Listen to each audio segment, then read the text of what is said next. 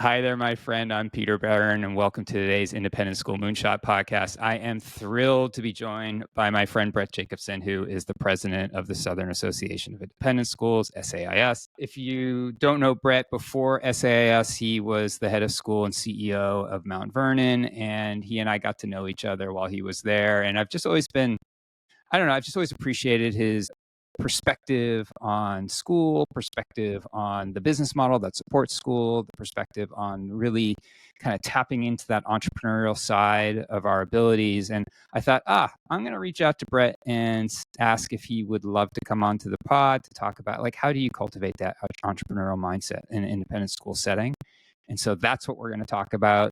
Brett Jacobsen, thank you so much. Thanks, Peter, for having me. Always great to talk to you. Yeah, great indeed. Before we get started, just could you introduce yourself? Tell us a little about your work and your work at SAIS. Yeah, I think this may be my 30th year in the education business. I've really served in almost every capacity that you could find in a school. I mean, there are a few exceptions, but for the most part, have done most leadership positions. Started out as a teacher and really missed those days of really connecting personally with a group of students and developing those relationships and really monitoring their growth sort of over time. Now I just do it at a different scale. I've been ahead of school. I was ahead of school for about 19 years at two different schools. And I've just finished a tenure at the Mount Vernon School where I was the CEO and I was a CEO at the end, but I was a combination of that during the middle of that. For about 15 years. And we launched Mount Vernon Online and Mount Vernon Ventures, which is a consultancy agency for schools across the world, mainly in the United States. And was a board member at SAIS, and this opportunity came open, and I thought it'd be an interesting moment of transition, and not just to work specifically with one school, but SAIS is almost 400 schools. And so that are vastly different from rural to mid-size, urban, suburban, metropolitan. And so, how could I take my experiences in the work and be able to support leaders who are stewarding communities today? And so my hope is that we're meeting those needs and beginning to serve them. That's equipping and empower them to do what they've been called to do. So that's really my work right now as president of SAIS. Across 15 states, we have schools across 15 states, Latin America, the Caribbean, but close to 400 at this point. We're an accrediting body as well. We do a lot of programming in person, virtually, and we have a lot on the horizon. So we're excited about that. Let's rewind. I'd love to go back to when you first arrived at Mount Vernon, and over what year was that, Brett? I forget. 2009. So that was the Great Recession. Oh my gosh, what a year to arrive and be ahead of school. Oh my gosh. And we only had the school was a K-8 school for a long time, or preschool through 8, and it only had 2 graduating classes. It decided to build a high school, which was great. Really grateful for those forerunners who wanted to do that. At the same time, to build a high school in any economy is challenging. To do it in a recession economy, because when I walked in, we had immediately lost 100 students because of the economy. So, we were all working from a deficit and just going, gosh, is this thing going to happen? Is this going to make it? Anyway. Well, it certainly did, right? Like, I think if you fast forward to today, how many students are at?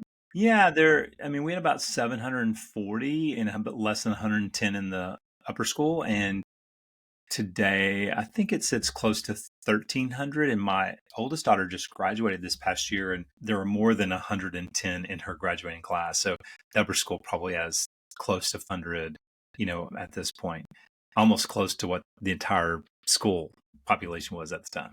I'm like, that's like an 80% growth Yeah, or something. I mean, yeah. It's enormous. Yeah. So how did you do it? I mean, how did the team do it there? I mean, I've always been struck by, like, I just look at Mount Vernon and I just feel the entrepreneurial instincts there. I mean, you mentioned that they started a consultancy, you have a school, their school online now. I mean, how did you cultivate that? Or was it already there?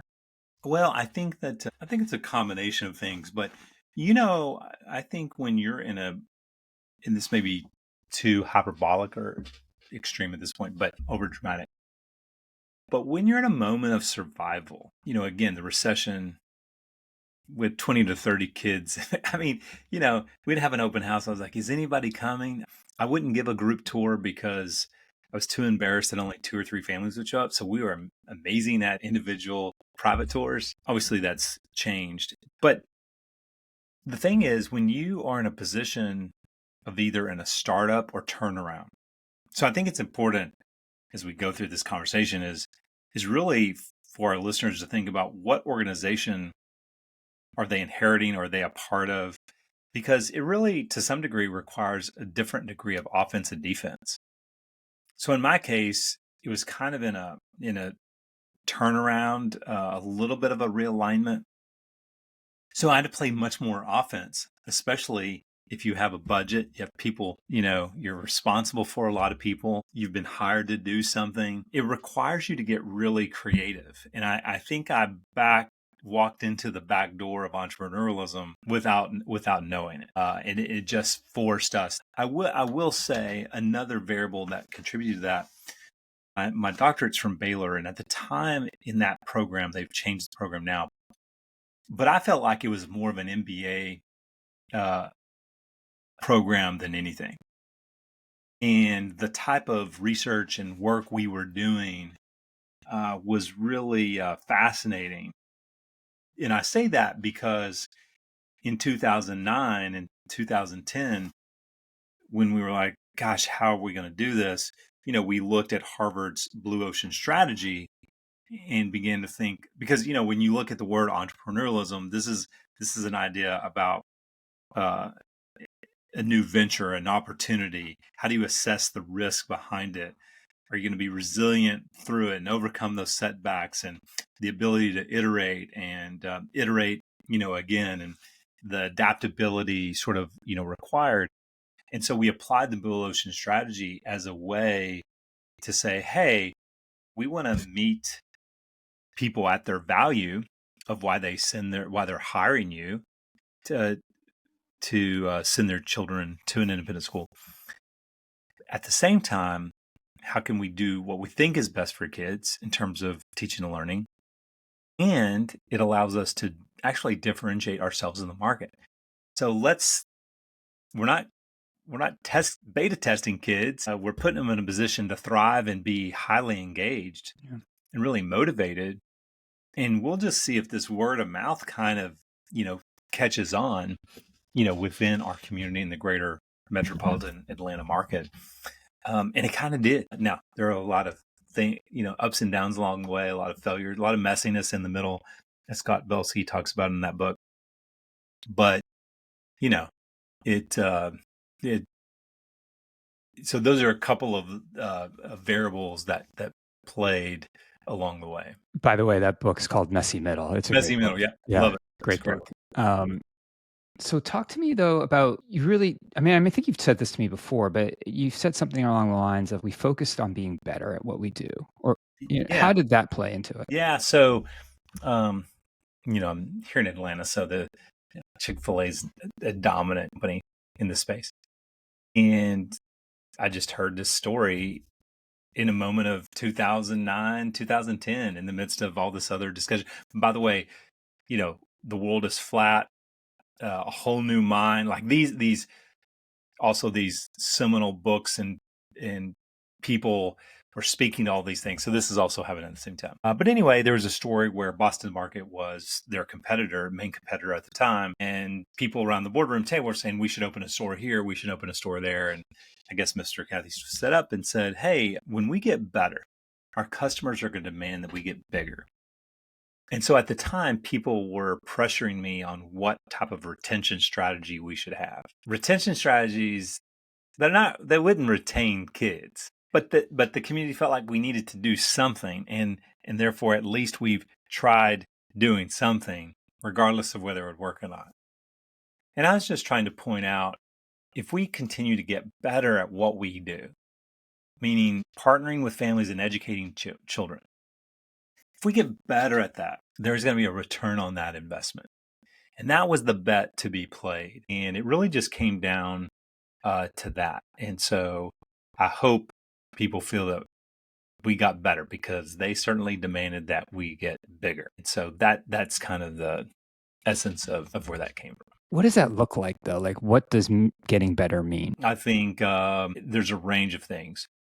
First of all, it's kind of a Jim Collins concept of the Who: disciplined people with disciplined thought and disciplined action. So, who's in the classroom, who are the leaders, who's on your board, who are you partnering with, and really having a deep sense of the type of expertise. And so, we wanted to make sure that, for example, that all of our lower school teachers were trained in Harvard's Project Zero, kind of make these visible thinking routines, just as an example. So gaining an expertise is getting better. We actually, if you ask me what I'm most proud of, the school is, and still is known around innovation. But if you ask me of all the things I'm proud of, I think is that we transformed it into a learning organization. Now that may sound strange because it's a school, but the fact that there was a commitment to growth, a commitment to gaining, deepening your capacity and capability. And so the types of things and how we were leading, and when we did gather, what did that look like? In addition to that, how are we partnering with our families in terms of our relationship and connection with them, and their connection and relationship with students? And so what did that look like? And so how could we be clear in our communication, and the type of frequency that's critical, the sophistication of what that communication, another asset of part of this is I gave an early HBR article to the leadership team, I think during the first retreat, and it was from the Mayo Clinic. It was about the Mayo Clinic. And the person behind the counter had dirty shoelaces, and her supervisor got onto her, and the employee said, "No one sees me. No patient sees me. No one sees me." She said, "Well, you go to lunch, and everybody knows you're from the Mayo Clinic because you have everything is white that you're wearing. Plus, you have a name tag on. And healthcare is a difficult industry for people to really put their arms around. So they're looking for subtle indicators of quality. And sometimes the jagged profile of a brain inside a 5-year-old or 16-year-old, the quality of that is really difficult to put your arms around at times, because we all have jagged profiles. And so what are the subtle indicators of quality? Strong connections with kids, demonstrating expertise as a professional, growth, mindset, high touch with parents, quality of brand visualization, the list goes on. So I'm just peppering with all those things that were critical. So all those things were part of getting better. Certainly it was essentially focused on inside the classroom and the type of teaching and learning that was being demonstrated, where students would be really motivated and engaged. But it extended beyond that too, because the brand is about the expression of what people say, about you, and they're feeling, connected to that. And so what are all those forces and variables that contribute to that journey map, really, that people are on when they buy your product, and you want them to buy it again, and then you want them to advocate at the end of the day for it. Yeah, I love that concept of a journey map. Did you actually create one? What's interesting is I backdoored into journey mapping later. I say that. Actually, that's not true, because, we deployed kind of design thinking early on. Well, that's an essence of a journey map to a certain degree. So I think we were deploying parts of that mapping user experience, the ethnography connected to that. But I think the full aspect of a journey map, we began to really utilize the latter part of my tenure there. Earlier, you were talking about how you kind of backed your way into entrepreneurial thinking and an entrepreneurial mindset. You clearly embraced it and ran with it. And I'd love to understand from your perspective, if you were going to define it within the independent school context for an independent school leader, how would you define an entrepreneurial mindset? What does that look like to you? Yeah, I think, well, several resources come to mind. One is there are a couple of authors, but Christensen was one of them. He wrote Innovator's DNA. And so, this idea of what he calls associating, like you're constantly scanning for signals and dots out there and connect dots that are seemingly unconnectable. And so I think, part of this is, how are you looking for different opportunities that could exist? And it could be things that wouldn't necessarily go together, but could go together. And so I think that's part of it. I think part of the attributes related to entrepreneurialism is around curiosity and creativity and risk taking, and adaptability, self leadership, and really, how do you see an opportunity, organize around it, make it actionable, and help sort of translate that in with a group of people who are going to partner with you to sort of implement that or deploy that or test that or sort of make that happen. But in essence, an entrepreneur is saying, I see a problem in the world and I want to try to solve that problem or make a dent in it. The word problem can translate in various sort of ways, but they're troubled by something and therefore they're seeking a way in which to solve it or resolve it or make a dent in it. Right.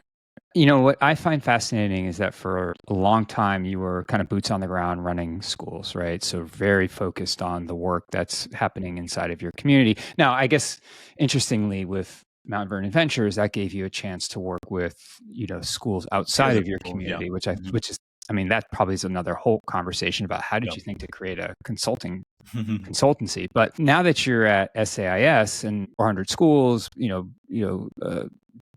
just a big collection of schools. Like, what are you seeing? What are you learning now about the entrepreneur mindset that maybe you didn't know before? Is there anything that's kind of popped out at you in your first 6, 7 months? Yeah. So what's great is S has had such a strong reputation. It covers so many different states. Part of its secret sauce is just around community. The depth of that community is really great. And so just hopefully a model for a world in the midst of the world of polarization, that we bring these vast differences together, are dialoguing across those and continue to partner with each other, or for them to partner with each other, which is just great. Part of the way I see this now is that I sort of say I'm a climatologist. So I'm gonna tell you what the weather patterns are out there, because I am one who scans for signals and is deep into the research and just kind of seeing what's going to grow that could have an impact, on our schools. And there are a number of shifts taking place in education for sure right now. And so I'm going to tell you what the weather patterns are, and you may think that it's sunny right where you are, and that's perfectly fine. It could be on some of those issues. It doesn't matter how sunny it is where you are, it is going to blow through. Mm. Now, to what sort of impact? Is it going to be a couple of flurries, or it's going to be an ice storm and your power is going to go out and you're going to be inside? So, I don't, there are those issues. And then some of those issues that, maybe because you're heavily resourced and have this long tradition, that you're going to be able to withstand and survive some of those patterns. But not necessarily. I think there's been a break in that prestige glass a little bit. And so it causes all of us to look at, what is our value proposition? How sustainable is that? What's the business model, connected to it? And how can we continue to serve, our respective community based on our mission, vision, and values? I see more of the entrepreneurialism right now as just being a climatologist, not a not a proselytizer, prosecutor, preacher, as Adam Grant would say in Think Again, just really providing the perspective of what I'm seeing, and you translate that into your own community of what that means for you. Right. Uh, what does that? How does that then cascade to, say, the board and the senior leadership team in terms of creating that culture? For an individual school. Yeah, for an individual school. Yeah. So, I mean, I think one of the greatest challenges that a head of school communicates is balancing daily demands with strategy. Mm, So what we're trying to do is build capacity so that they don't have to do the type of research we're doing on their behalf. That we're identifying what the macro and maybe some of the micro trends are on their behalf. So we hope that we're essentially part of their team. you're cutting Uh, through the noise for them, right? Yeah. hopefully, and Yeah. it's a work in progress. And so as we get feedback on what we're producing, that can help do that. So I think that's one thing, is that we're trying to help them, deal with that. But on the balancing daily demands with strategy, I mean, part of it, I think it's a several pronged issue. One is around productivity, in terms of what are the productivity tools that I'm utilizing, down to the owner of my schedule, to the type of operating system that I know you talk about, like, the degree of productivity and project management, is really a fault line for being able to balance daily demands of strategy. Another aspect of it is kind of around culture, and maybe the organizational style you have, in the way in what the leaders emphasize and what the employees sort of coalesce around, and their ability to be flexible or adaptable or not, based on that culture, dynamic. And then I think just one quick other variable, and there are many others, but a third one to mention is around expanding the capacity of middle management. And McKinsey has this great article out right now around they're sort of reinforcing an old sort of value for them, is around a leadership factory. So how do you cultivate a leadership factory in your own sort of organization? So I think it's a number of different strands to sort of address, as a way to think more strategically and actually create some action items that actually can progress your school and allow it to be more sustainable. It strikes me that vision is really important to that too. I mean, and I would call them more like you're targeting, like you may not exactly know how to get there, but you've got something in the distance that you're pointing towards. Yeah, I think that's why I'm an advocate for 10-year targets. People are like, 10 years. Well, I'm not. This is not a plan. Right. This is, like Roger Martin would say, this is a theory, in saying that target is where we're trying to position our students or our school or our organization. And in 2 to 3 years, this is how we begin to, if I were to look at my gallery, my pictures of my phone, like, this is what I would envision 2 to 3 years from now, in order to get closer to that 10-year target. So therefore, what am I doing right now in a 1 year, let's say, priority, in order to begin to sort of move towards that? So kind of really breaks that down a little bit. And I know it's something you advocate and strongly talk about. Yeah, no, I mean, you just laid it all out. Like, what is that 10-year, what's like that, what are your aspirations? What is that 10-year thing that everybody in the community can point to and say, okay, that's where we want to go. And then how do you operationalize it between a Yeah. 3-year plan, a 1-year plan, and being very intentional about like how you track those things quarterly and the scorecard that you use, all the Yeah. things.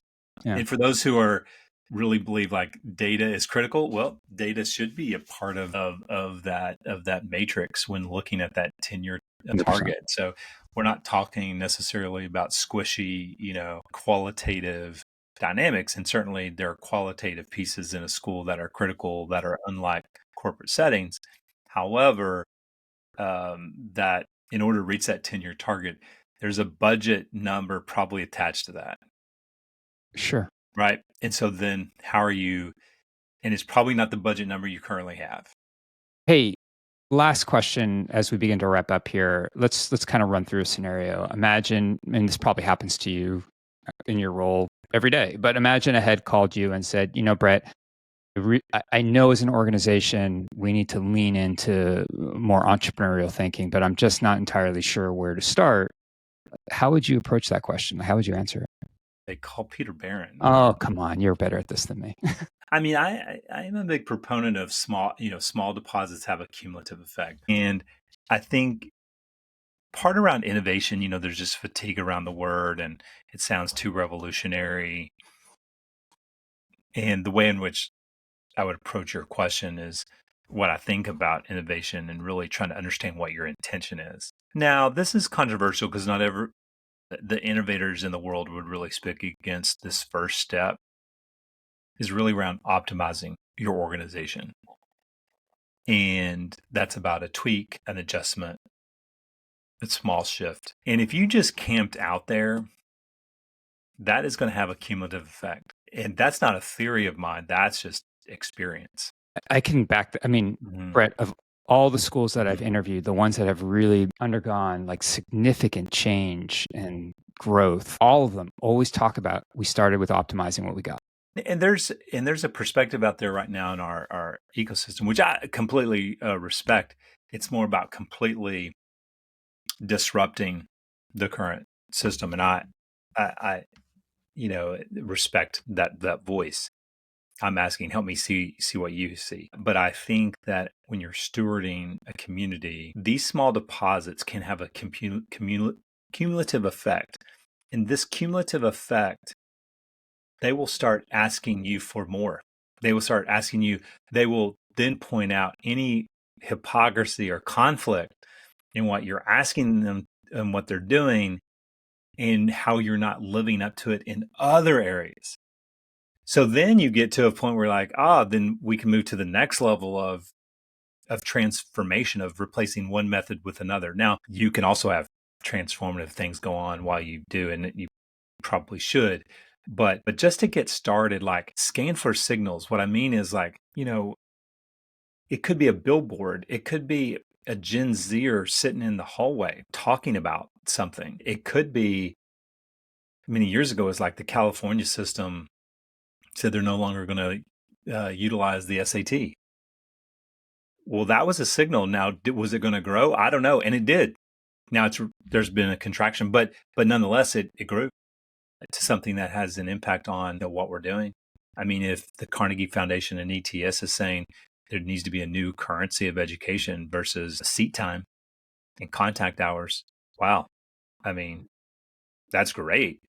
Is that going to grow? I don't know. I think the jury's still out to see whether it's going to grow. I think we would all say, yes, that makes that. So I just say, just kind of scan for signals and just discuss those signals. Just discuss what you're, and matter of fact, not to plug SAIS, but our signals, speaking of signals, our monthly newsletter, the What's Trending section, take one of those slides and talk about it with your team, with your board, and it will begin to move one. I think there's just power of common language and all that. Yeah, that's something I learned from you is power of common language. That really, that's huge. It's huge. I also, I just look at it and I'm like, look, equate it to something that you do in your personal life. Maybe you aspire to run 10K, but you haven't put on a pair of running sneakers in 10 years, right? You're not going to go. You got to build to get there, right? Yeah, you got to just walk down the street and walk back. That's good. Yeah. Yeah, that's exactly it. For sure. Well, Brett Jacobsen, president of the Southern Association of Independent Schools. How can people get a hold of you? Yeah, so I'm on in terms of social media, I'm really on LinkedIn more than anything. Also, SAIS has a LinkedIn page and Instagram and Facebook, all that. And then we're at sais.org. But please reach out on LinkedIn. I love connecting with people inside the education sector and outside. And however I can help contribute back to this space, let me know. Awesome. Brett, thank you. I really appreciate the time. Peter, always great to connect with you. Thank you.